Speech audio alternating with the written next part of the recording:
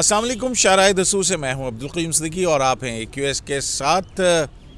बलूचिस्तान के सोने के ज़खायर और उनकी तलाश के हवाले से जो एक पहले मुआहदा हुआ था, फिर सुप्रीम कोर्ट की जजमेंट आई थी, फिर वो बैनुल अक़वामी सालसी में गया, वहाँ पर पाकिस्तान को अरबों डॉलर का जुर्माना हुआ, फिर जो है वो दोबारा निगोशिएट किया 3 साल, और फिर कोई एक मुआहदा जो है बलूचिस्तान गवर्नमेंट और फेडरल गवर्नमेंट और बैरक गोल्ड के दरमियान तय हुआ है। लेकिन उस हवाले से जो कानूनी पेचीदगियाँ उनको दूर करने के हवाले से सदारती reference supreme court of Pakistan में ज़ेर समाअत है, जिसकी दर्जन भर से ज़ायद समाअतें हो चुकी हैं। 47 साल पर मुहित ये मुआहदा होगा, जिसमें अरबा डॉलर जो है वो कहा जाता है कि उसकी सरमायाकारी है, जिसमें 47 साल के तवील अरसे में से बलूचिस्तान गवर्नमेंट को 32 बिलियन डॉलर जो हैं वो मिलेंगे। इसी तरह से हुकूमत पाकिस्तान और बैरक गोल्ड तकरीबन 100 अरब डॉलर से ज़ायद की तखमीना जो है वो लगाया जा रहा है इस सारी सूरत हाल में कि सोने के ज़खायर या तांबे और पीतल के ज़खायर जो हैं उनसे कितनी बड़ी एक्टिविटी जो है वो जनरेट होगी। ज़ाहिर है इतनी बड़ी एक्टिविटी के हवाले से, क्योंकि पहले एक बिटरनेस हो चुकी भी है, उसमें सिक्योरिटी चाहिए। और आज जो है वो हुकूमत और बलूचिस्तान गवर्नमेंट के वकला के बाद बैरक गोल्ड के जो वकील हैं मखदूम अली ख़ान, उन्होंने अदालत में अपने मारूज़ात दिए हैं और उन्होंने बताया है कि ये बैरक गोल्ड मंसूबा, इसमें कितना पोटेंशियल है, इसमें क्या क्या कुछ होगा, किस किस्म की गारंटीज़ बैरक गोल्ड दे रही है, इस पर बात करेंगे। और फिर जो एक अहम तकर्री है चीफ़ ऑफ आर्मी स्टाफ की, उस हवाले से आने वाले दिनों में क्या ये मामला कहीं सुप्रीम कोर्ट में आता हुआ तो नज़र नहीं आ रहा, क्योंकि अब तक की जो हालात व वाक़यात हैं उनसे बहुत सारी जो इधर उधर से चीज़ें जो हैं वो चल रही हैं, उन पर भी बात करेंगे। तो नाज़िर साहब, पहले हम बात करते हैं कि आज बैरक गोल्ड ने क्या बताया अदालत को। देखें, मखदूम अली ख़ान, शुक्रिया क़य्यूम साहब। मखदूम अली ख़ान साहब जो बैरक गोल्ड कॉरपोरेशन को रिप्रेजेंट कर रहे हैं, आज उन्होंने मतलब बहुत मामलात को उठाया। जो सबसे अहम बात है, जो क्वेश्चन आपको याद होगा शुरू में सुप्रीम कोर्ट ने कहा था कि आप हमारे पास क्यों आए, तो उन्होंने ये बताने की कोशिश की कि आप ये रेफरेंस आपके पास क्यों आया। उसने कहा अमूमन ऐसा होता है कि जो भी बड़ी बड़ी कंपनियां कहीं इन्वेस्ट करती हैं तो वहाँ के अटॉर्नी जनरल या लॉ मिनिस्टर या लॉ ऑफिस से बाकायदा एक एडवाइस ली जाती है। लेकिन चूँकि पाकिस्तान में वो वाला अटॉर्नी जनरल भी दे सकता है, तो इसलिए उन्होंने बेहतर ये समझा है कि सुप्रीम कोर्ट में आया जाए, क्योंकि इस प्रोजेक्ट की लाइफ बहुत ज़्यादा है। 47 ईयर्स इसकी लाइफ है, और 47 ईयर्स में कोई डिस्प्यूट हो सकता है, कोई चैलेंज हो सकता है, कोई कुछ भी हो सकता है। तो वो कहते हैं कि अनइंटरप्टेड जो है प्रोजेक्ट चलता रहे, उसके लिए ज़रूरी है कि पुरसुकून तरीके से फोकस सारा किया जाए, क्योंकि ये बहुत बड़ा माइनिंग प्रोजेक्ट है। और ये इस किस्म का जो बड़े बड़े इंटरनेशनल प्रोजेक्ट्स होते हैं उनकी ज़िंदगी 17 से 20 साल है, इसकी 47 ईयर्स है। और इसमें ह्यूज मशीनरी की इंपोर्ट करनी है, इसमें इंफ्रास्ट्रक्चर बनना है, इक्विपमेंट्स लगने हैं।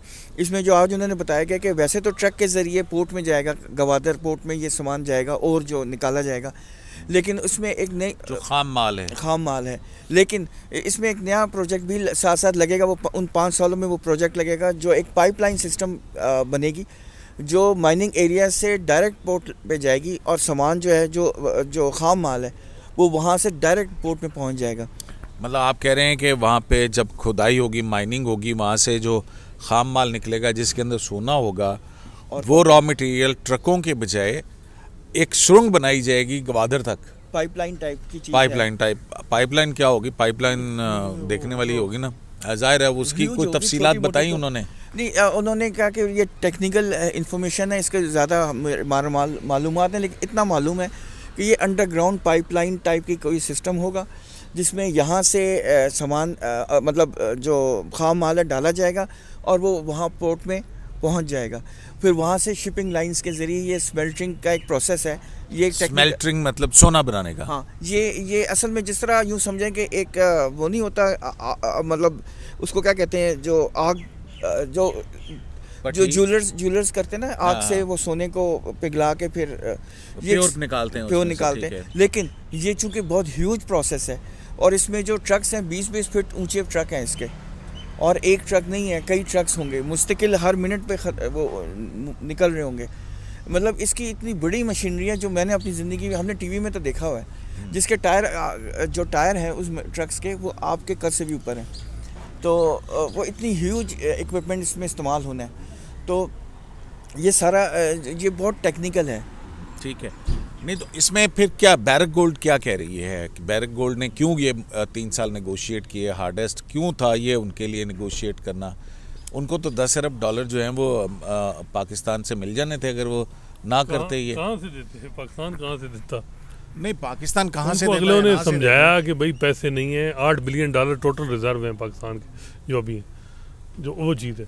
देखिए मज़ीद चीज़ें तो बात होंगी, असल चीज़ है जो अभी तक 15 से ज़्यादा हेयरिंग हो चुकी हैं, कोई नहीं कह रहा कि वजह क्या बनी। $10 अरब का नुकसान जो पाकिस्तान को अवार्ड आया उसकी जिम्मेदारी क्या है? Supreme court. अच्छा सुप्रीम कोर्ट है इस पे ना, कोर्ट की जजमेंट, सुप्रीम कोर्ट नहीं, इस साइड से कोई बात कर रहा है इनडायरेक्टली कह रहे हैं, दूसरी साइड से भी कोई नहीं कर रहा कि जिम्मेदारी। मुझे ये बताएं सुप्रीम कोर्ट इखलाकी तौर पे, जो मैं कहता हूँ इसमें सुप्रीम कोर्ट कटेरे में है इस केस में कि इतना बड़ा नुकसान हुआ है। नोटिस मैं तो कहता हूँ जो है जिन जिम्मेदार लोग हैं उनको भी करने चाहिए कि उन्होंने किस बुनियाद पे $10 अरब की टीका लगवाया पाकिस्तान को।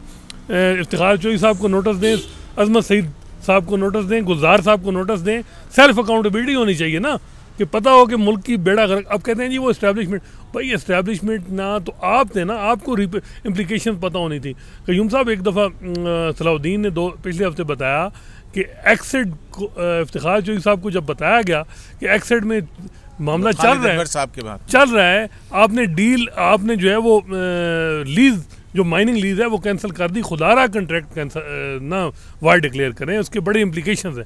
उन्होंने कहा नहीं हम करेंगे, और साथ ही उन्हें कहा गया कि एक्सिड में मामला चल रहा है। उन्होंने कहा बताएं उनको कि सुप्रीम कोर्ट ऑफ पाकिस्तान वो जो है इस मामले को देख रही है, आप स्टे दे दें, पेंडिंग कर दें। यार देखें, मैं कहता हूँ सुप्रीम कोर्ट जब तक सेल्फ अकाउंटेबिलिटी नहीं करेगी तो ये जो करप्शन और जो मामला ये नहीं, वो बात तो अब सबको पता है कि क्या हुआ था, वो फैसला क्या आया था, फिर उसके बाद ये सारी टेक्निकलिटी चीजें हैं कयूम साहब।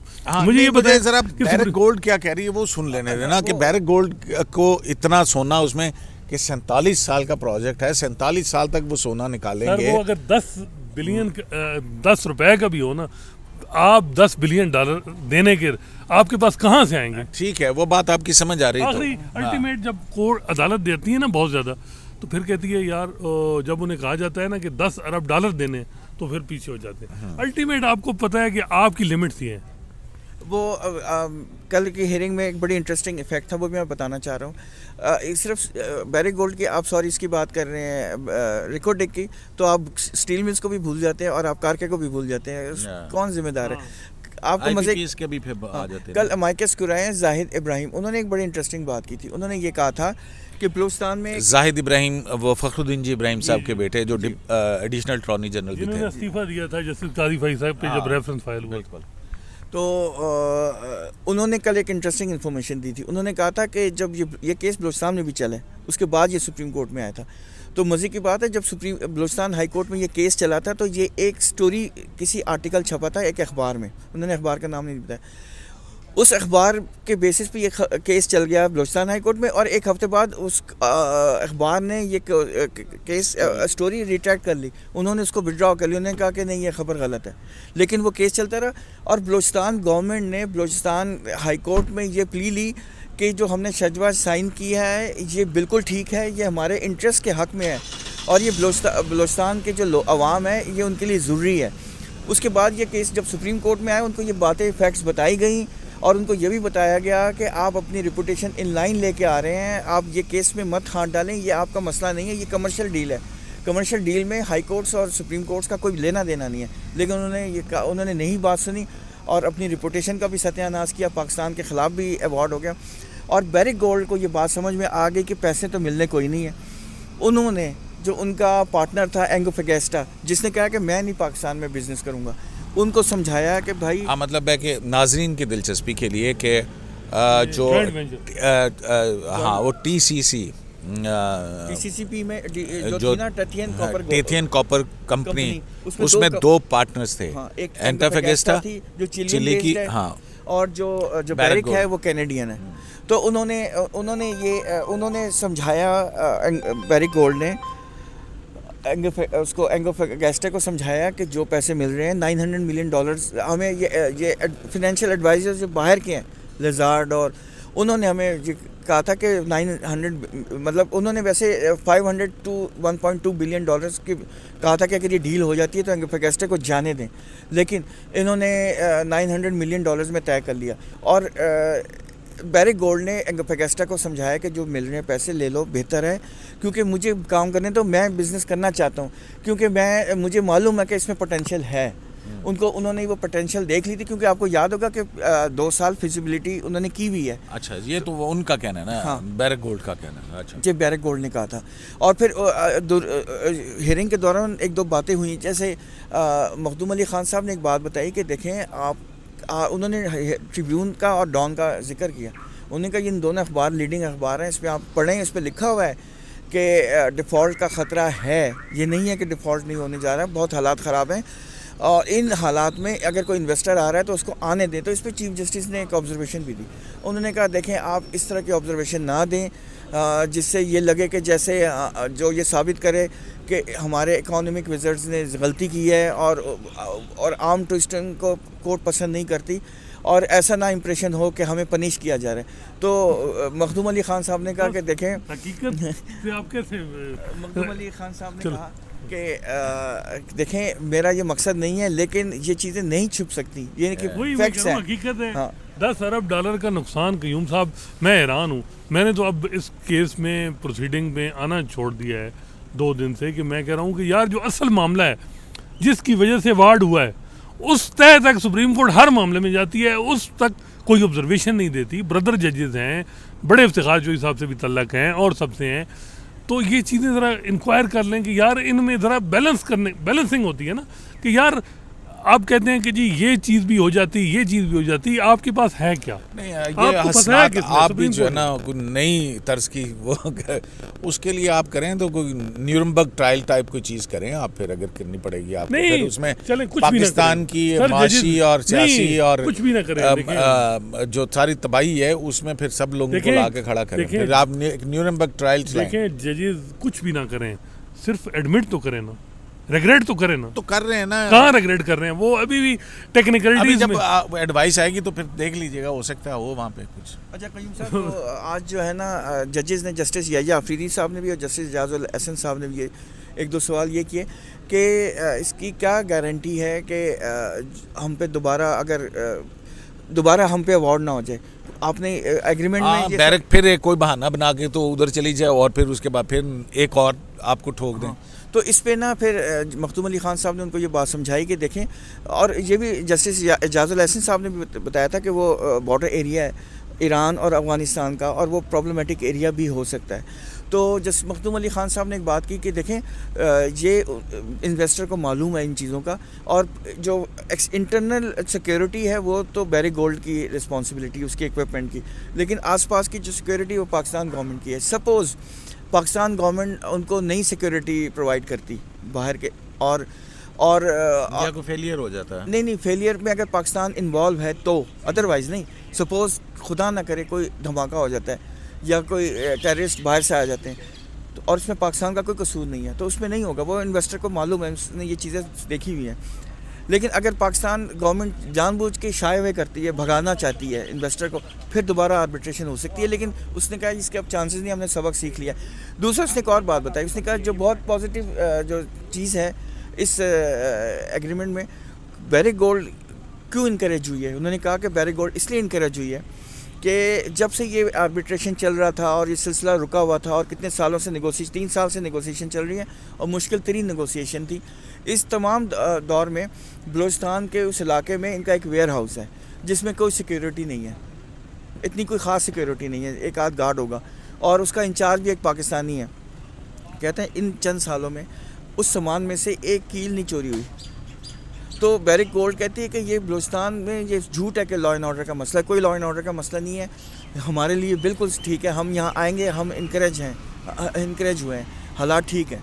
और वो कहते हैं कि ओनली कंसर्न उनको जो था, अब ये जो इसमें शिक दी ना कि सुप्रीम कोर्ट की अप्रूवल, इतने डरे हुए हैं इन्वेस्टर डरे हुए हैं, फॉरेन इन्वेस्टर के जी कहीं फिर सुप्रीम कोर्ट हमें पहले ताकि अप्रूवल हो। ये प्रेसिडेंशियल रेफरेंस का जो अब कह रहे हैं ना कि असल में तो वही है, ये है कि पहले ताकि ठप्पा लगे इधर वो कहने ने कहानी विचों यही है कि तुसी फिर देखिए सुप्रीम कोर्ट की पूरी दुनिया में जो बदनामी हुई 2009 से 13 के दरमियान, उसकी जिम्मेदारी किसके पास है ना कि एक्सिट को कह दें जी रोक जाए यार रिडिकुलस। कारके के ऑर्डर में क्या आप जरा आप सुनाए ना, मैं नहीं सुना था, आप बताएं कारके के जजमेंट जो थी उसमें एक्सिट की वो जो थी उस पर क्या लिखा हुआ था? नहीं अब देखें उसमें जो लिखा था कि सुप्रीम कोर्ट ऑफ पाकिस्तान को इंटरनेशनल लॉ का पता ही नहीं है, वो उनको अंडरस्टैंडिंग ही नहीं है, वो समझती ही नहीं है। अब यहाँ समर और इसमें भी जो है वो कहते हैं कि ये जो है जो मुआहदे के अंदर जो गारंटी थी वो फेडरल गवर्नमेंट पाकिस्तान की थी ना, तो सुप्रीम कोर्ट ऑफ पाकिस्तान का इदारा है,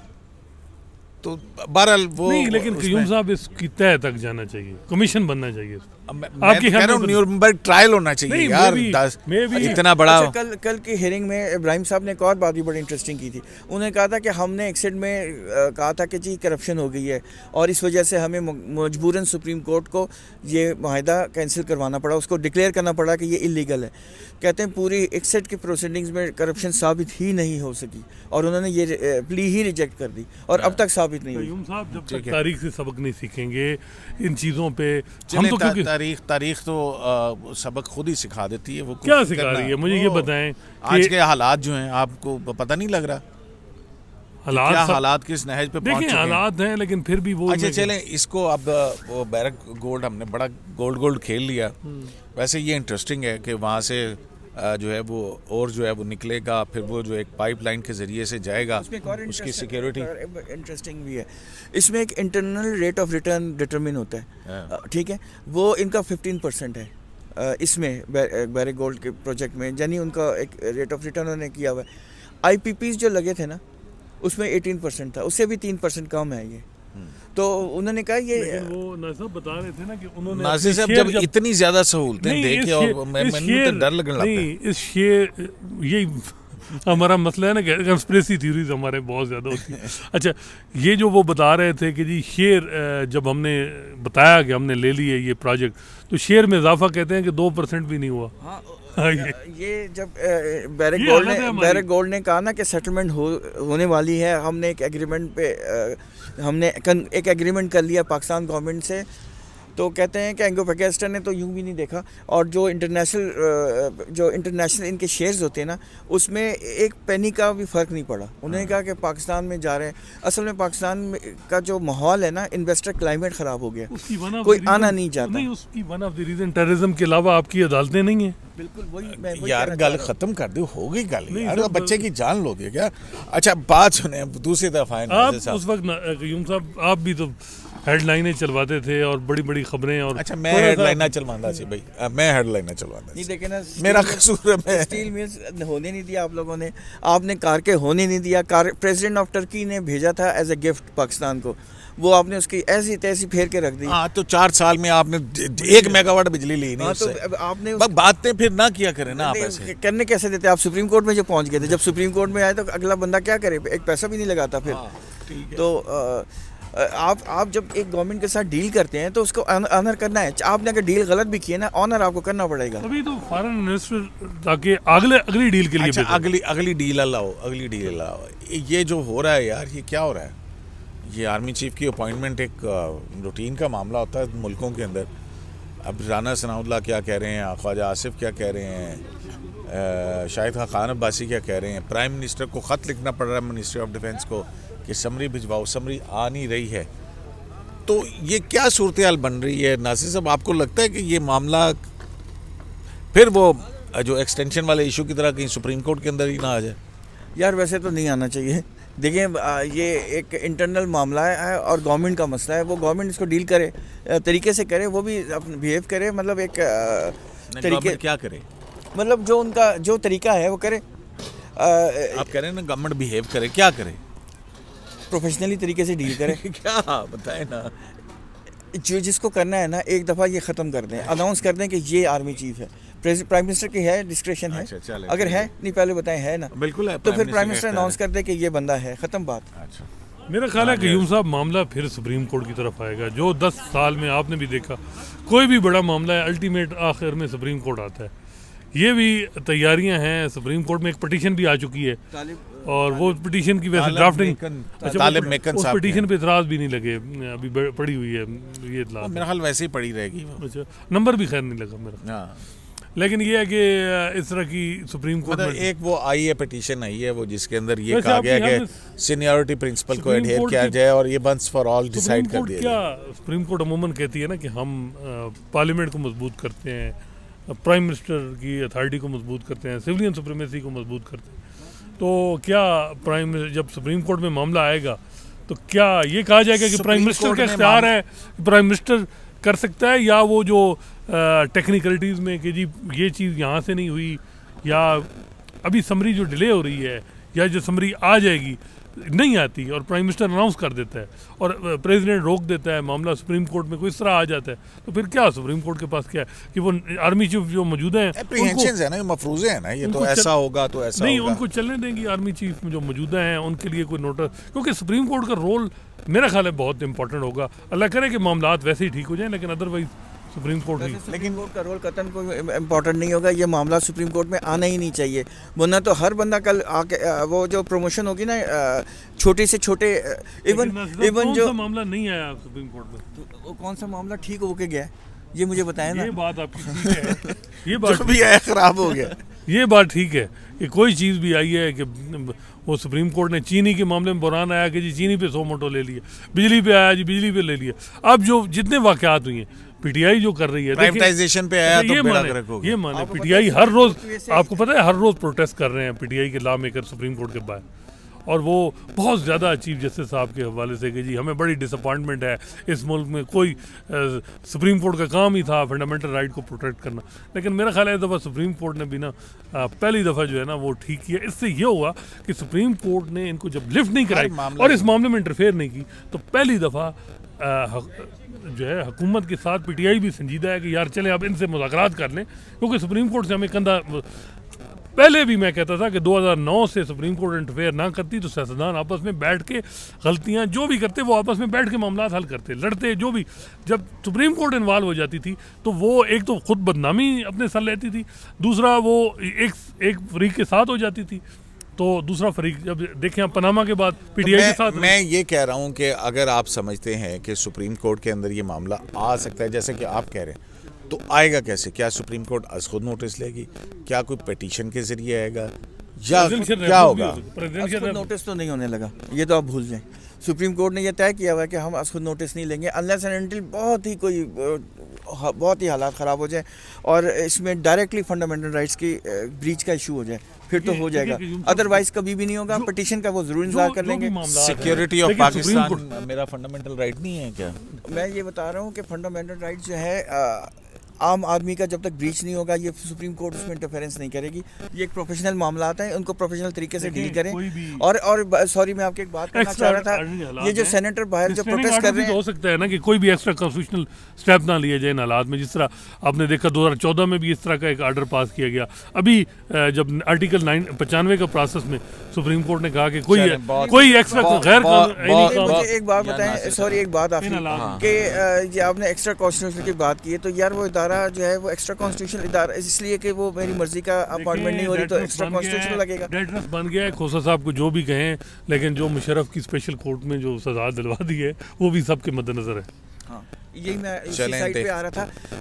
और दूसरी बात सर, आखिरी बात, ये जो सेनेटर प्रोटेस्ट कर रहे हैं तो ये सेनेटर्स है ना, तो पार्लियामेंट में जाके करें ना रोला, इधर क्यों कर रहे हैं? सुप्रीम कोर्ट को कि ये पहली दफ़ा सुप्रीम कोर्ट को अप्रिशिएट करें कि उन्होंने इस मामले में जितना भी प्रेशर आ रहा है चीफ जस्टिस साहब, उन्होंने बिल्कुल जो है ना इनको कहा कि मामलात खुद करें। अब देखें ना, डार साहब की 2 मुलाकातें हुई सदर अलवी के साथ और मामलात चलने शुरू हो गए, क्योंकि वो कहते हैं जी सुप्रीम कोर्ट से, और सुप्रीम कोर्ट का यही काम है कि वो क्यों फरीक बने जी एक साइड का। सिर्फ पनामा बदनामी हुई, 2009 के बाद भी बदनामी हुई जब पॉलिटिकल मैटर में इंटरफेरेंस की, और ये अच्छी अप्रोच है। लेकिन एक चीज़ है क्यूम साहब, सुप्रीम कोर्ट में जब मामला आएगा, इसमें कोई शक नहीं कि सुप्रीम कोर्ट में इख्तियारात चीफ जस्टिस के पास होते हैं। चीफ जस्टिस जिस तरह चाहता है उसी तरह सुप्रीम कोर्ट चलती है। लेकिन सुप्रीम कोर्ट की वैसे आप देखें ना 7-8 जो पोजीशन है, हर एक लाइक माइंडेड, दूसरे तीसरे, तो वहाँ सुप्रीम कोर्ट में अगर फुल कोर्ट बनता है तो सेम पेज पे पहले भी जो है वो 3 मेंबर बेंच ने सुना था यार बाजवा साहब की एक्सटेंशन वाला केस, ठीक है, और उसमें कितना उसके अंदर जो है वो सारा कुछ था, कितनी चीजें एक्सपोज हुई थी, गुलजार साहब ने क्यों नहीं, और उसके अंदर समरी प्रोसेस सारा एक्सपोज हुआ था। वो सीनियरिटी की बुनियाद पे खोसा साहब बेंच बनाते थे, वो बेंच क्यों नहीं सीनियरिटी की बुनियाद पे बना था? वो नासिर साहब, ये तो चीफ जस्टिस की मर्जी है, जिसको मर्जी चाहे साहब क्यों नहीं बैठे थे, जरा आप बताए ना आप।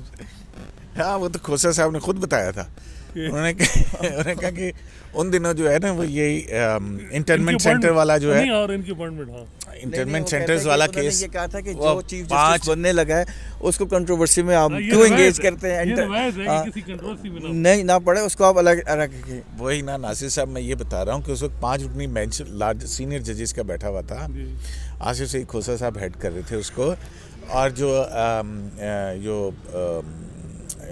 FRC ये जो इंटरमेंट सेंटर्स वाला जो है केस, हाँ एग्जैक्टली, उसकी हेयरिंग हो रही थी जिसके बाद नहीं हुई।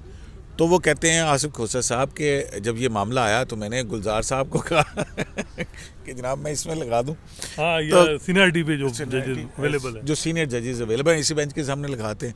तो सबसे पहले दौड़ गुलजार साहब ने लगाई थी, उन्होंने कहा नहीं मुझे नहीं बताइएगा, हाँ आप उसमें लगा दें वो जहाँ पे कोई ना और आने वाले चीफ जस्टिस आप बैठे हैं, क्योंकि ये रवायत है कि जो चीफ जस्टिस बन रहा हो वो किसी कंट्रोवर्शियल मामले में, कंट्रोवर्शियल मामले में ना पड़े। तो उस पर खोसे से बहुत हंस भी रहे थे। तो उसके बाद जो है ना फिर उन्होंने कहा कि अच्छा ठीक है, जो मेरे पास अवेलेबल बेंच है उसमें जस्टिस मज़ार मियाँ खेल और जस्टिस मंसूर इरशाद, गुलदस्ते की भी कहानी है, केक की भी कहानी है वैसे, अब वो उनकी जुबानी जो उन्होंने सुनाई। चलें, बहरहाल वो काफ़ी कुछ कहानियाँ तो हम सुना भी चुके हैं ना, गुलदस्ते और केक वाली हर साल की, वो भी ऑफर भी के भी आज सिक्योरिटी वाली भी, और काफ़ी चीज़ें सुन चुके। शराय दस्तूर से अब्दुल क़य्यूम सिद्दीकी को एक लाइफ से इजाज़त दी, चलाने के बाद।